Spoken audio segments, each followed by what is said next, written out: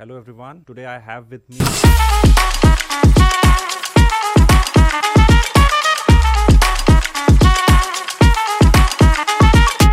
Good, I'm glad. Yeah, I know we've talked about it. That's not a rapid fire question. Best way to spend a Sunday. That would be great. Hello everyone. Today I have with me my dear friend and colleague, Dr. Charles Galanis, who is a double board certified plastic surgeon working in Beverly Hills, currently visiting sometimes in Dubai. So, Dr. Charles, thank you so much for joining us today. Thank you for having me to do this. This will be fun. Looking forward to talking with you. Let us start with a bit about outside the OR.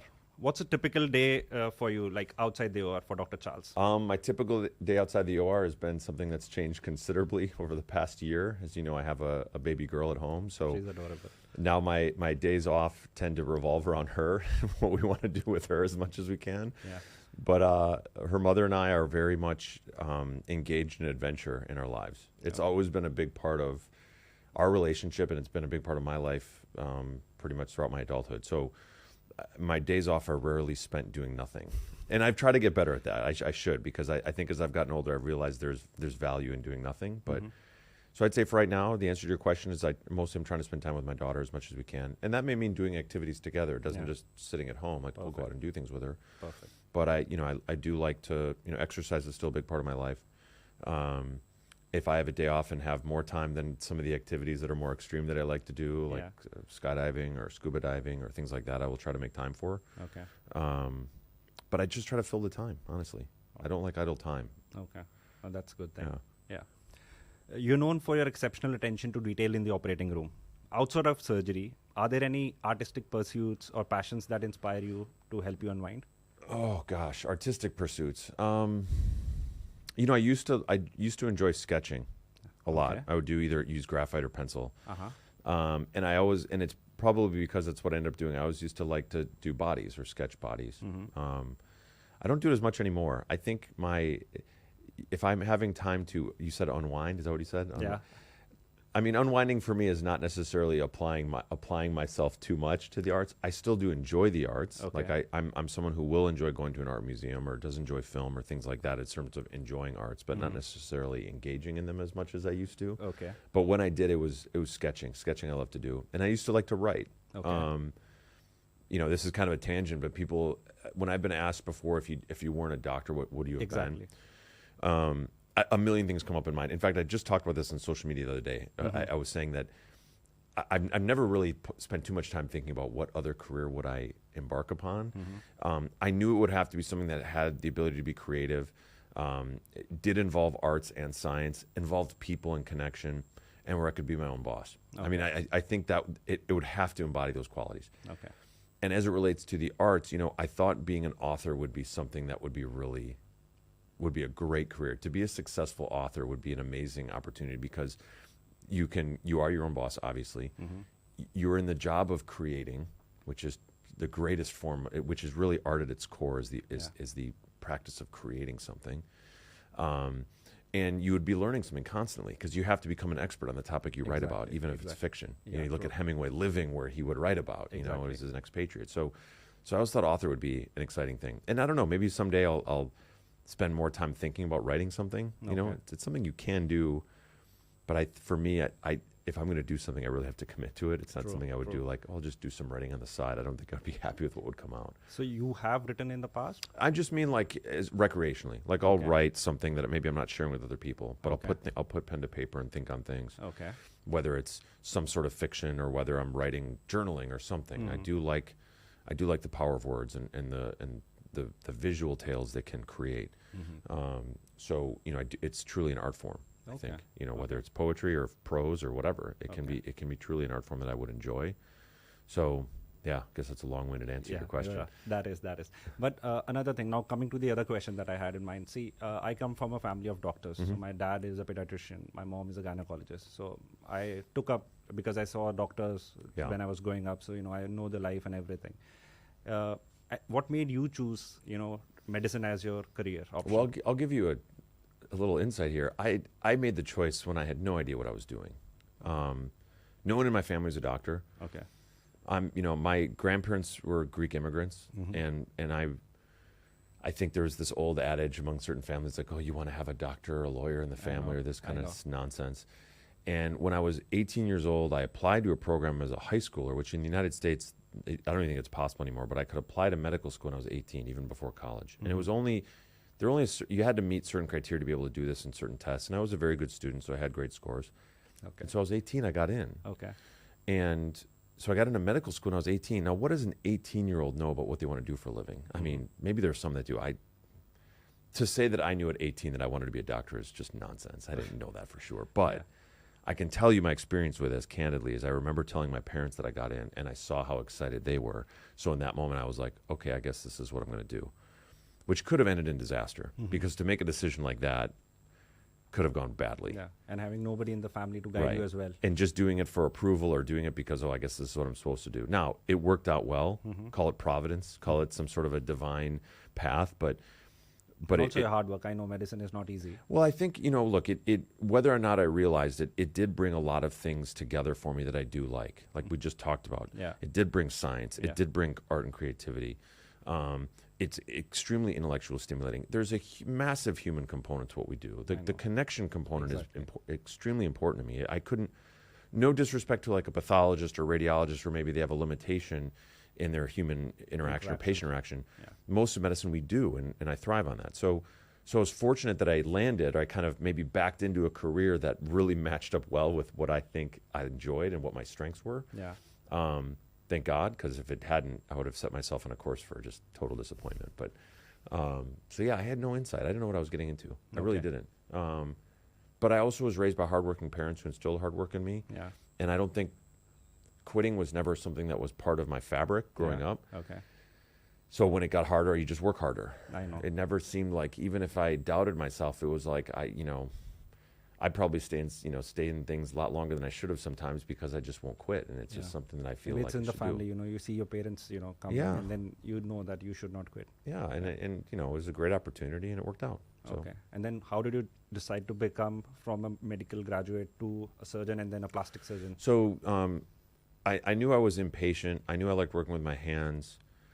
There's a part of me that always will pick the toughest course. Maybe that's ego. Maybe it's just the challenge that I like. And I saw surgery as kind of the surgeons were those people in the hospital, and that's kind of nonsense. It's also kind of maybe silly, but it appealed to me more to be a surgeon than to be in internal medicine. Listen, primary care, internal medicine, family practice, fantastic fields. They do amazing work. Yeah.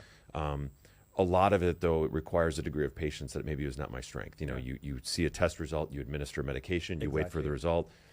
I didn't. That wasn't for me. I was more someone like I wanted to sort of see the problem, have an immediate ability to do something hands-on. So I knew surgery. And then I thought I wanted to do cancer surgery originally. Okay. Or general surgery, which is in the U.S., as with elsewhere, general surgery had a lot of it was GI surgery, but there was also some cardiothoracic, there was trauma, there was vascular, there was pediatric, there was a lot of different areas within general surgery.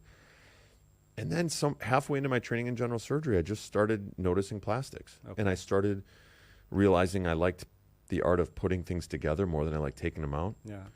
I liked the creative aspect to plastics. I liked the fact that the challenge associated with your work is not covered. You do a colon resection, you cover up your work with the skin. You don't see it. I know. Plastics, it's at the surface, so you're not hiding it from anyone. So it commands a level of precision and excellence that is really challenging. Yeah. And then in plastics, there was always that possibility you could be your own business. You could escape the chains of insurance companies or hospital systems, and you could run a business. And that was very appealing to me, even when I didn't know that I wanted to go cosmetic. Initially, I thought reconstructive. So that was kind of the path from nothing to medicine to surgery to plastic surgery. And also one thing about plastic, what inspired me to become a plastic surgeon was, the instant gratification that you can give to the clients. Yeah.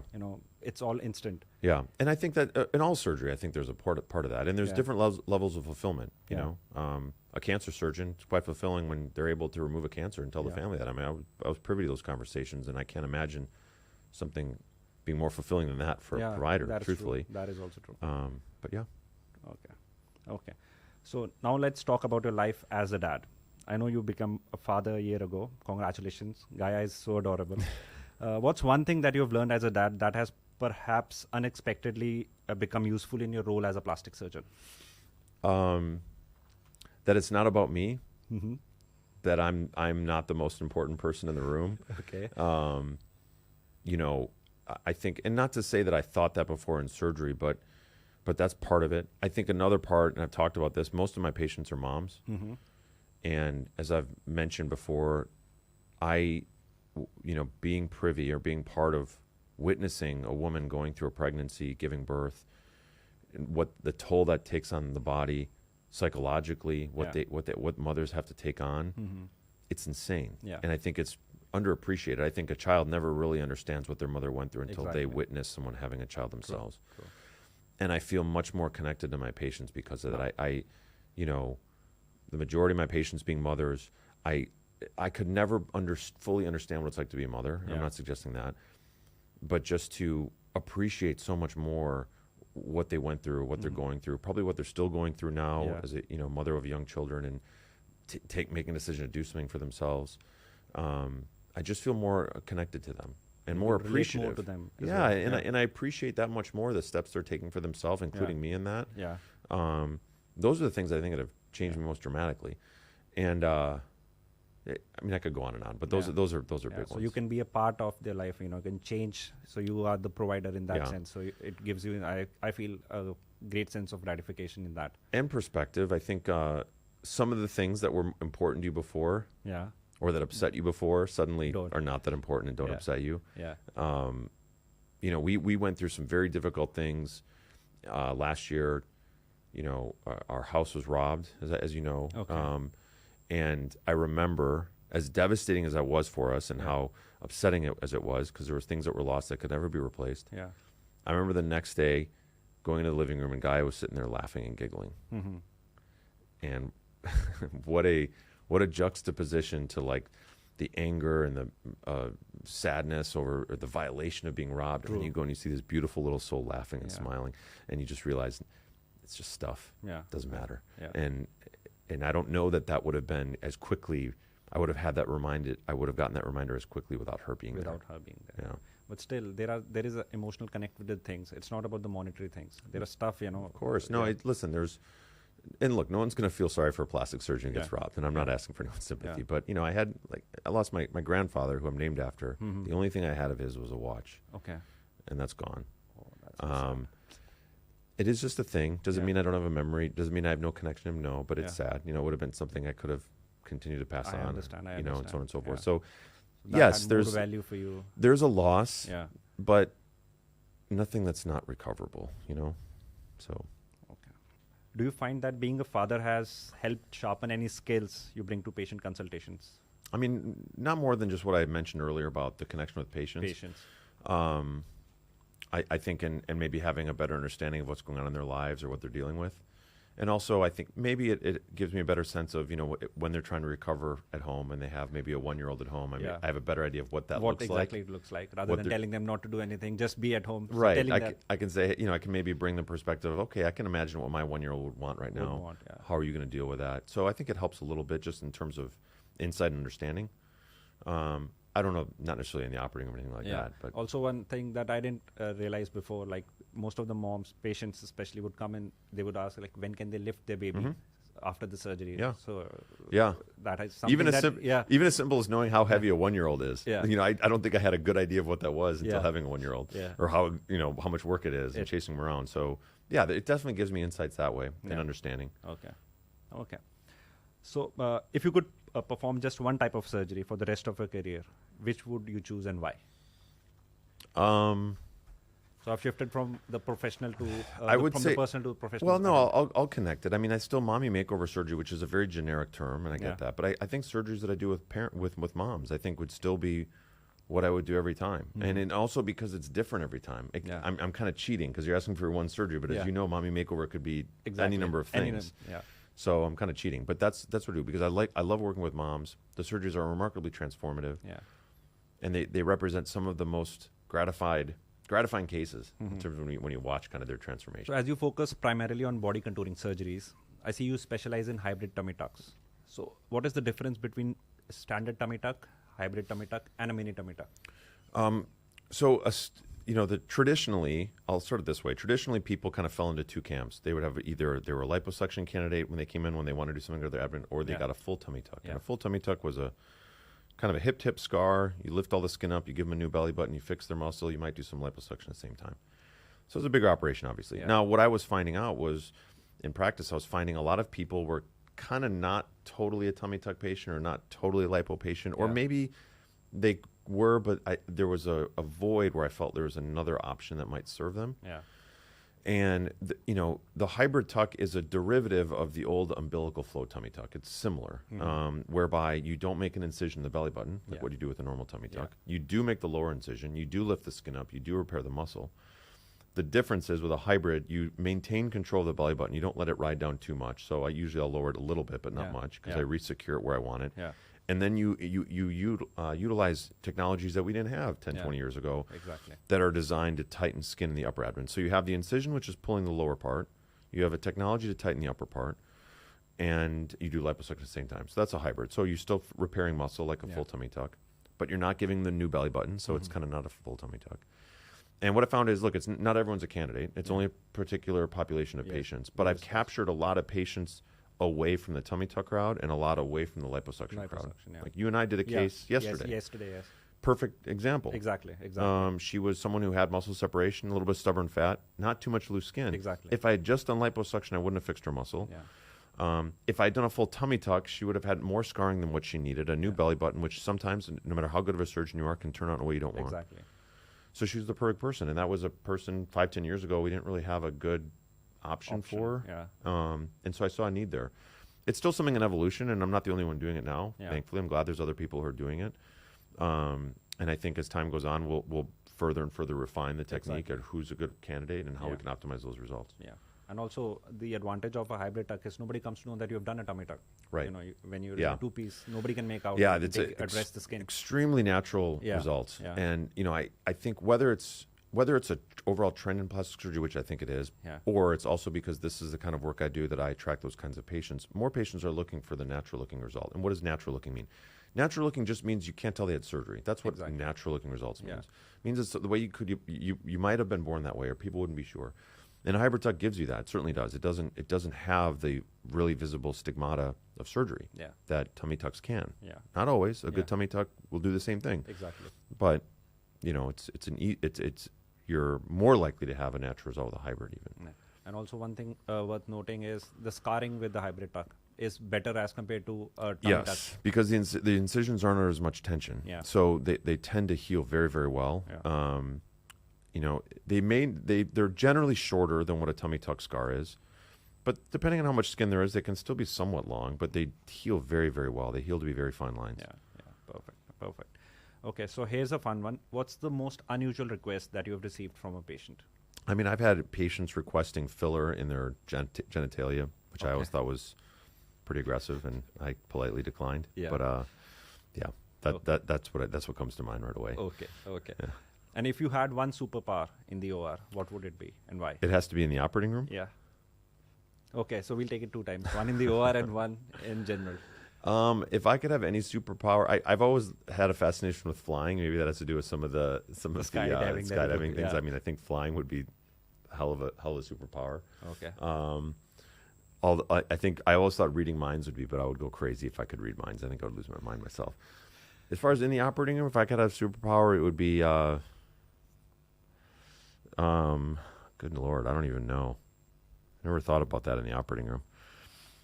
Maybe if you could make out more time. I mean, I guess if I would just never get hungry, never get sore, sort of that indefatigability is sort of like, if that was a thing. Like you're just so, which honestly, to some extent, as you know, when you're in surgery, you're not thinking about food or bathrooms, so it's not a big deal, but I don't know.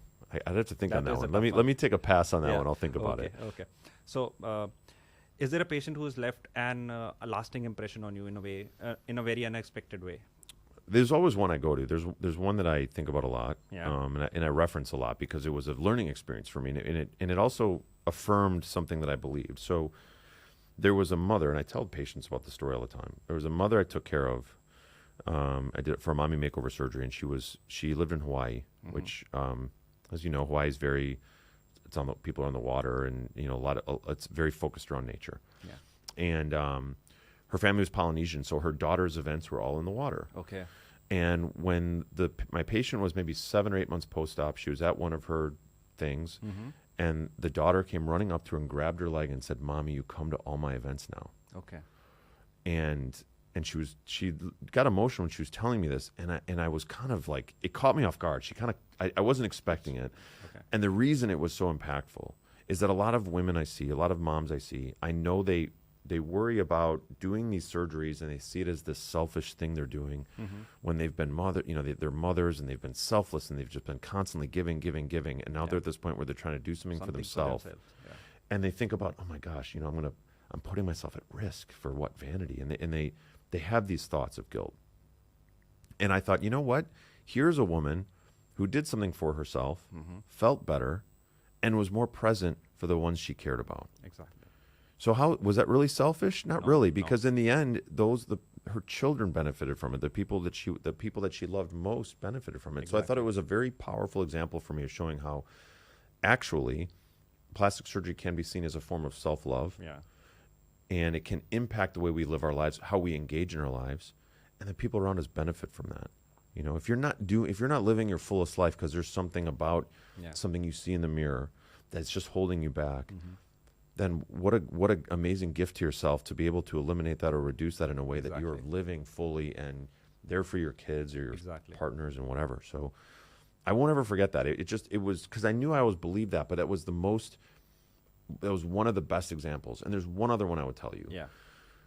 Similar kind of situation. I was at a Halloween party, and it was funny. I went to this Halloween party by myself. This was years ago. I went by myself kind of last second. I didn't really want to go, but I promised a friend I would go. It was kind of a long way drive in L.A. to go to it. And I'm at this party, and I see this girl walking up to me, and she was dressed as like the old Britney Spears costume where she had her shirt tied at the half, like the schoolgirl kind of thing. And she's walking up towards me with a guy in her arm, and all of a sudden she gets about as far as you are from me, and I recognize it was a patient of mine who had done a tummy tuck on, I think, or something. Okay. And she was like beaming. I mean, beaming. And if you had seen this woman, when I met her, she was a single mom who was just kind of looking down all the time. And here she was just showing her body in this outfit. Now, when I see patients in public, I don't acknowledge they're my patients. I don't do that. Exactly. I just, I know you through a friend or whatever. She was like, "Oh my God, doctor, look at this." And her boyfriend, she's like, "This is my new boyfriend." And he was like, "Hey, great work." And I was like, and so it was another example of just somebody engaging in life differently, beaming because of their appearance. Now, who is someone to say that's a bad thing, that now they're just so excited about life? Exactly. You know what I mean? Yeah, I get it. So I remember those. I just remember these as really powerful examples of the transformation that can happen kind of up here and how we live our lives based on the surface stuff. You had made content about this also some months back, mommy guilt, the same thing that you talked about, which I think was very impactful, and exactly as you mentioned rightly, it really, really made sense. And I get it. I can understand. The closest I can understand the idea of when you have this young child at home and now you feel responsible, and you are responsible for that kid, you think you're putting yourself in harm's way for something shallow. So there's a component of that that's very real and it's a fair concern to have. You are putting yourself at risk. Exactly, it's a surgical procedure. So I get that, but I think there's a difference between feeling guilty about something and thinking you don't deserve something, or thinking something isn't the right thing to do, or you don't, that's the wrong thing to do. I understand. And that's where I think there's some gray area. Yeah, perfect. All right, so let's talk about ambience. I know you have a very good taste in music, but what if you were to choose go-to track or playlist, what would it be? I'm going to push back on you on this because whenever someone asks, I always say the thing I love about music is it's the only thing I can know that can create a mood and reflect a mood. Yeah. I mean, you take food, for example. If I'm in the mood for lasagna, I'm not going to have sushi. Yeah. But music, I could be in the mood for one kind of music, and the second I hear the note of another kind of music, I can be in the mood for that. Like, music is so powerful that way. And I have really, really eclectic music taste. I mean, I am all over the map when it comes to music. Exactly. And honestly, it's a good thing I am, because sometimes you're in the operating room 10, 12 hours. You can't have if I can't listen to one genre for 12 hours. Yeah. One of the things like Rufus to Soul, or some of the electronic, not truly electronic dance music, but some more of the electronic stuff I liked a lot. I'd get into country sometimes too. I'll get into classic rock sometimes, jazz, Sinatra kind of era of pop jazz. Okay. So I'm all over the radar, and I will never give that up. You'll never make me have to sign up for one track or one type of music. I can't. Okay. But if I were to ask you right now, what song are you listening to the most? Like, okay, give me 3 songs that you're listening to nowadays. All right. Well, I go through phases. I mean, Cannons, like we were playing the other day. Cannons, Crooked Colors are 2 groups that I've listened to a lot lately, and I'll go through phases where I listen to one group and then I'll switch, switch to another. But those are 2 groups I'd tell you. No, both of them are actually very good. Yeah, thank you. Okay. I mean, as if I'm making the music. So you've had the unique experience of working both in Beverly Hills and Dubai. So how has practicing here in Dubai expanded your approach to plastic surgery, if it has? I don't think it's expanded my approach to plastic surgery. It's expanded my approach to people. Okay. You meet I've one of the best parts of having been coming here for 5 or so years is meeting people from a completely different region of the world, different walk of life, and realizing that we're not that different. Yeah. I think a lot of people, and not just Americans, I think a lot of people, no matter what country they're from, we all suffer from the same ignorance. Mm-hmm. You don't meet people from different parts of the world, then you are at the will of whatever media is telling you of what those people of the world are like, which is frequently not accurate or fair. True. Yeah. So it hasn't really expanded my idea on plastic surgery so much as it expanded my idea on people in a good way. Yeah. I love the people out here. My Middle Eastern patients are some of the nicest people I would totally agree to that. I've ever come across. They're sweet and they're generous. And I don't know, I think it just makes the world feel smaller. Yeah. And we're not that different. We're just not. And I remember when I was telling American friends when I was coming to the Middle East when I first started coming out and we're coming to Dubai and they're like, is it safe? I'm like, safe? It's safer there than at home. Being in Dubai is one of the safest countries in the world. And I've been to other parts of the Middle East, and I know not all Dubai is very different. Yeah. But it's still like they're just by and large, a lot of the areas they're just nice people, and they don't if you just take the governments out of the equation, it's good people. Yeah. And one thing that I would like to tell you about the Middle Eastern people are, the family, once you have gained their trust, they treat you as their family member. Yeah. So they would think out of the way for you as well. So this is one thing that I've seen. Well, I think you also see, you mentioned the word family. I think family is a huge thing in this community. Yes. And mostly in all the Asian countries, I would say. Yeah, and I think that's a big debate in America right now. Is I think there's this belief there's a war on families, or there's this debate between 2 sides of the family values versus this argument that people are against family values, and that's a whole other topic. But you can clearly see it. It's in one. There's no 2 sides over here. Yeah. It's strict. It's very, very family oriented, which is nice. Which is nice. I would say that, yes. So now, having had the privilege of handling post-operative care for some of your patients here in Dubai, I must say they are consistently thrilled with their results. What would you say that is your secret to achieve that consistent results all the time? Oh boy, I think it's a lot of things. I think you have to have good. I think you have to have good training. Yeah. And I think you have to have good experience. Okay. You're never gonna. Those 2 things are never. You're never gonna outdo those things with skill or intelligence. At the end of the day, you need to have those 2. Yeah. There's other things too. I think you want to have an artistic eye, but I think getting good training. Find someone whose work you like and working with them, so you learn how it works. Yeah. And then repetition. I hope my results today are better than they were 5 years ago. Yeah. And I'm not trying to talk down on my patients 5 years ago, because I hope my results 5 years from now are better than the ones from today. Yeah. And which goes to another fact, which is I never feel like I've made it. I never feel like I've never believed hype or that I'm that great. Mm-hmm. I'm not saying I talk down on myself, but I just refuse to think. I refuse to let myself slip into this complacent mindset that I've got it all figured out. Yeah. My technique is the best. Yeah. I think the second I do that is the second I'm going to lose my edge. Yeah. And so I can like where I'm at now, but I can still look. Improve. I can still look at okay, what did I learn from this? Because sometimes things don't go the way you want. Yeah, it happens. true. So I think those are all parts of it, but nothing substitutes for experience. Yeah, and also as a human being, we keep evolving, so we should be a better version of what we were yesterday. Absolutely, that should be the goal. I think arrogance does not serve you in this field. Yeah, and there's plenty of arrogant people. Yeah. You shouldn't be arrogant in terms of what you know or what you can do. You can be arrogant in terms of having confidence. That's great, but I think that you can never think you're sort of perfect or even close to it. Got it. Yeah. So from a surgeon's perspective, what do you think makes for a successful collaboration between the operating surgeon and the post-op care provider?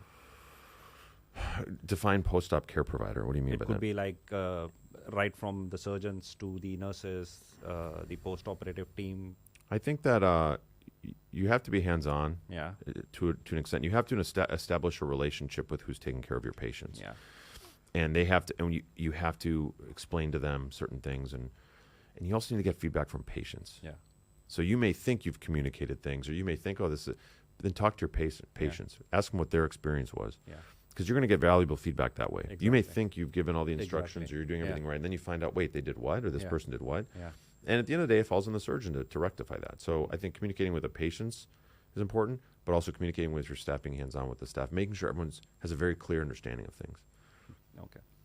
So, what are your roles on social media, like in terms of shaping the public expectation around work? Because social media nowadays is influencing the people. What do you think about this? So I think social media has three roles. I think you educate on the field that you're in. Yeah. You educate on the specifics of your practice, and you educate on what your personality is. So there's an entertainment component in that. Yeah. But I really think that's how you use social media best. Now, as it relates to expectations, I think social media is hard when it comes to expectations. I think where you discuss that is when you meet with patients. Mm-hmm.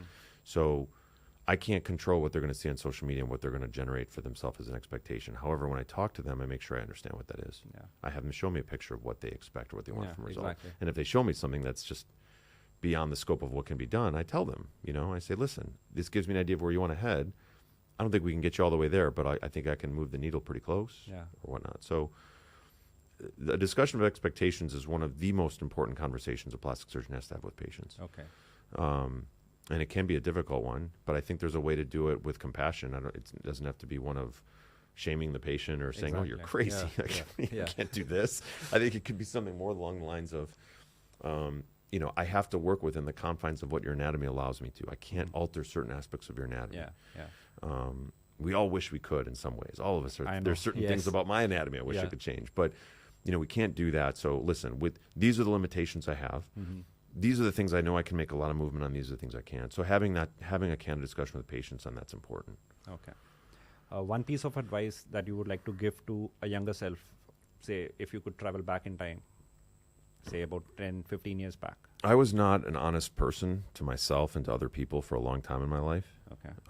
And I think that was grounded in this desire to please other people. Mm-hmm. So I would betray myself and betray other people because I just wanted to tell people what they wanted to hear, or maybe serve my own interests even sometimes. I don't know. But I think if I could go back to the younger version of me, I would talk about standing by your truth and being more truthful and honest with yourself and with other people. Because I think I took too long to learn that lesson, and it's a regret. I have many regrets around that, but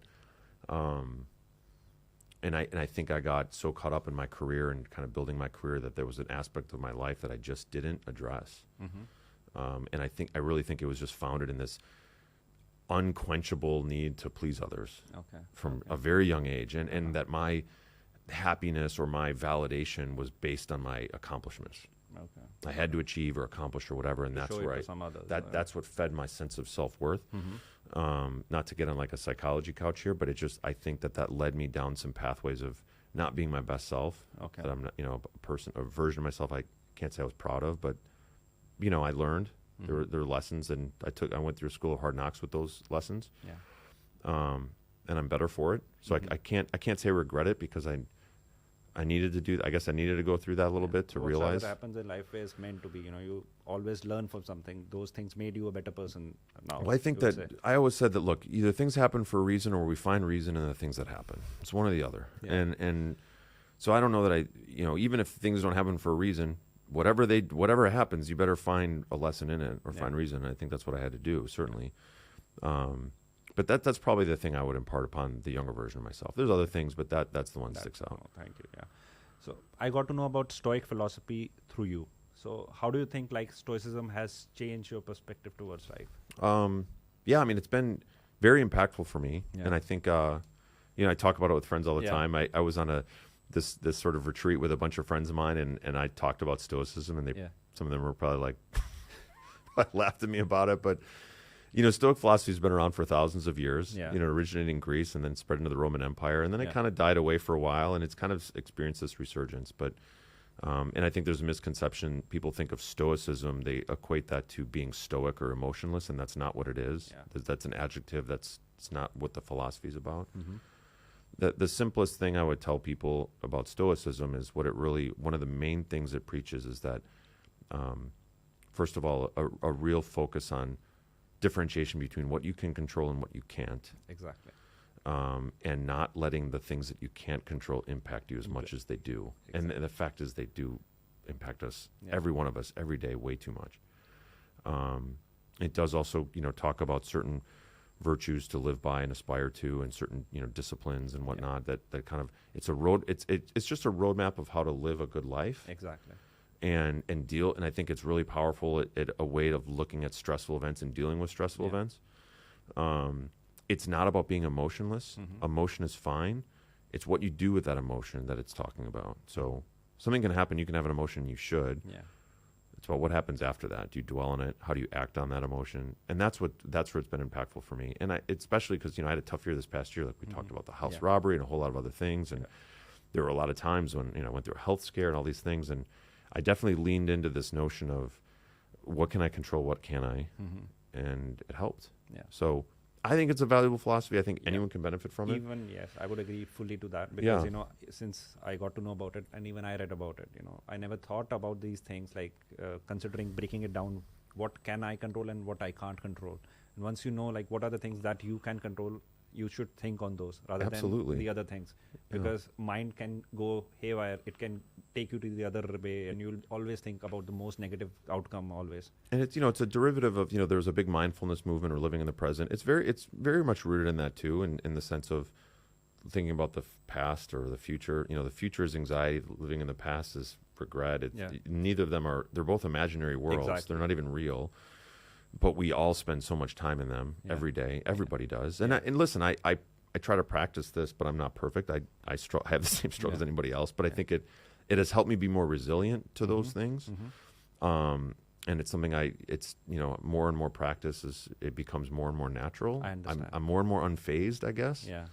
But I'm certainly not perfect. I'm certainly so it becomes like a way of living. So that is what the philosophy and it is. And I think the great thing about Stoicism, if you look at the history of Stoicism, it's wildly applicable today as it was thousands of years. Yes. And if you look at the people over the course of history, there was a slave who was one of the most famous Stoics, and one of the other most famous Stoics was the Roman emperor. So I mean, you look at that kind of a range of people that could harness the same philosophy. There has to be something in that. Exactly. So I like it. I mean, it's helped me. Yeah. And definitely it is helping me. Well, good. I'm glad. Yeah, I know we've talked about it. Yeah. And I think, look, it's not for everyone. I think everyone needs to find their own. I think philosophy is a big part of.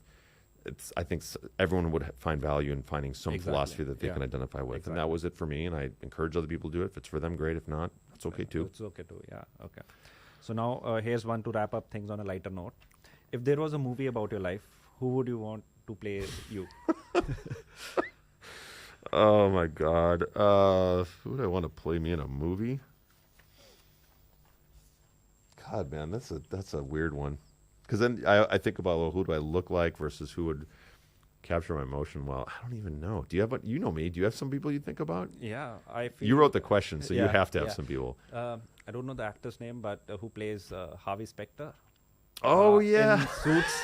What about that? That would be great. Yeah? I would take him. Sure, that guy's great. Yeah, that's a compliment. It's a handsome guy, and he's a great actor. He is. The name just skipped my mind. But all right, I'll take that. I'll go with that one. Yeah, I'll do that one. Harvey Specter. He can play me in a movie. That's great. Perfect. Just the rapid fire now. All right. Okay. Coffee or tea? Coffee. Early bird or night owl? Early bird. One essential OR2? Scalpel. Mountains or beach? Mountains. Favorite season? Fall. Favorite cuisine? Italian. Book or movie? Movie. Okay. Cats or dog? Dogs. Most used emoji? The laughing one. Suit or scrubs? Suit. You're in scrubs today. I know. I hit a procedure. That's cheating. Sorry. Favorite day of the week? Friday. One hidden talent? That's not a rapid fire question. Okay. Sorry. Okay. Favorite sport? Football. Text or call? Text. Go to snack. What do you like to snack on? Oh God, go to snack. Just put a piece of fruit. Most watched TV show. Whatever's in front of me. I don't know. Okay. City you want to visit. Tokyo. Okay. Social media platform. Instagram. Online consultation or in person. In person. Favorite feature to enhance. Abdomen. Most requested celebrity feature. Emily Ratajkowski's breasts. Morning workout or late night snack? Morning. If you could Workout. teleport, where would you go first? 1940s. Okay. Best way to spend a Sunday. Oh, wait, is it where? Not a time? I thought Where, sorry. If you could teleport, where would you go first? to my daughter's room. Best way to spend a Sunday. Watching football. One word goal for 2025. Be a best father. So thank you so much, Dr. Charles, for sharing with us today. It's been a pleasure hearing about your journey and your insights and that what makes your practice unique. Thank Awesome, you so man. much. No, my pleasure.